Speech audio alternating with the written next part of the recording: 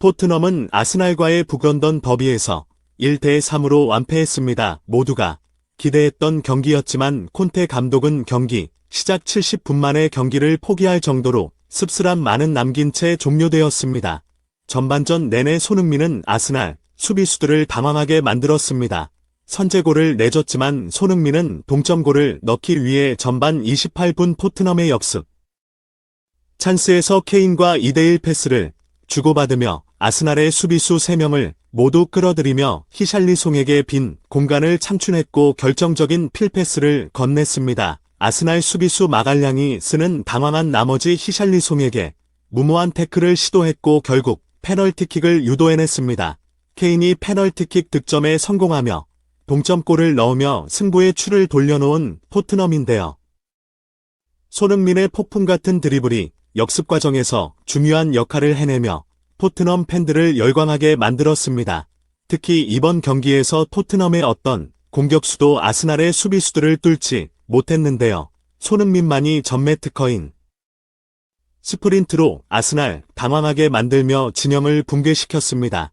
케인의 동점골 이후 손흥민은 다시 한번 빠른 드리블로 결정적인 기회를 만들어냈는데요. 토트넘 진영에서 길게 튕긴 공을 손흥민이 하프라인 근처에서 잡은 뒤 드리블 돌파로 역습 찬스를 노렸습니다. 이 상황에서 아스날의 미드필더 웨데고르는 손흥민을 놓치고 말았는데요. 어떻게든 막기 위해 손흥민의 유니폼을 고의로 잡고 늘어지며 손흥민을 저지했습니다.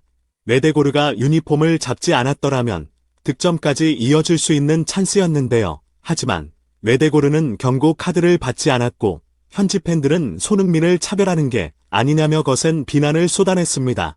한편 영국 BBC에서는 웨데고르의 반칙에 대해 전반전에 나온 상황 중 가장 눈에 띄는 장면이었다며 조명했는데요. 문제는 경기 후반 17분 에메르송이 수리하는 과정에서 아스날의 공격수 가브리엘 마르티넬리를 막으려다가 발목 부근을 밟으면서 다이렉트로 퇴장을 당하게 됐는데 BBC에서는 전반전과 달리 왜 이 상황은 다이렉트 퇴장을 준 이해를 할 수 없다며 의아함을 드러냈습니다. 이날 테일러 주심은 웨데고르에게는 카드 한 장 주지 않고 에메르송에겐 즉시 다이렉트 퇴장을 주며 정반대의 행동을 보여줬는데요. 이에 대해 토트넘 팬사이트에서는 아스날의 노골적인 반칙에는 경고 한 장 없지만 토트넘에게는 가혹한 판정을 한다며 심판의 판정에 불만을 드러냈습니다. 결국 한 명이 부족하게 된 토트넘은 추가로 실점을 허용하며 1대3으로 패배하고 말았습니다. 퇴장의 추가 실점까지 당하자 콘테 감독은 후반 26분 히샬리송과 손흥민을 포함한 4명의 선수를 모두 교체했는데요.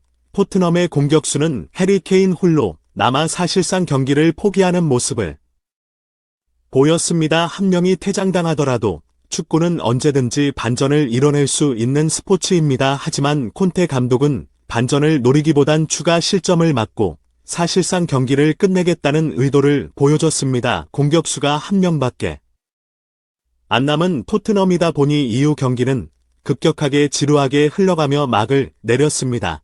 콘테 감독은 경기 후 인터뷰에서 레드카드가 나온 후 경기는 사실상 끝났다. 선수들의 체력 안배에 더 힘을 썼다. 심판의 결정에 대해 비판하고 싶지 않다. 다만 에메르송의 레드카드와 비교를 하자면 손흥민의 역습 상황에서 웨데고르는 옐로카드를 받았어야 했다.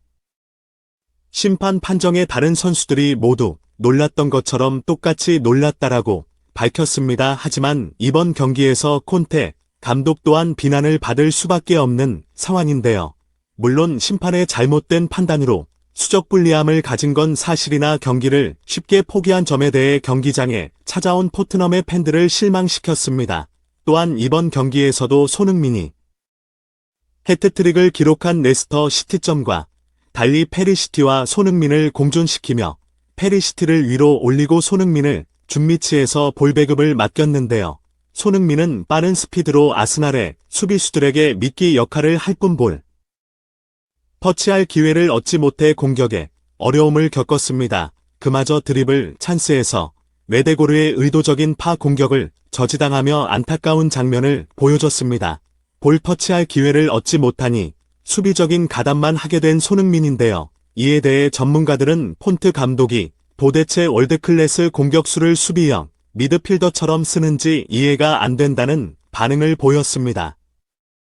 특히 페리시치와의 공존에서 매번 안 좋은 모습을 보여줬던 손흥민인데 이번 경기에서도 또다시 똑같은 전술을 들고 나오며 저번 챔피언스리그 조별리그의 2차전 스포르팅 때처럼 아스널에게 무기력한 패배를 당하고 말았습니다. 콘테 감독이 매번 이 상황을 만드는 장본인인데요. 페리시티를 살리기 위해 매번 손흥민을 이렇게 활용하는지 이해가 되지 않습니다. 거리 페리시치에게 약점이라도 잡힌 것 같습니다. 재미있게 보셨다면 구독과 좋아요는 큰 힘이 됩니다. 영상 이만 마치겠습니다. 시청해주셔서 감사합니다.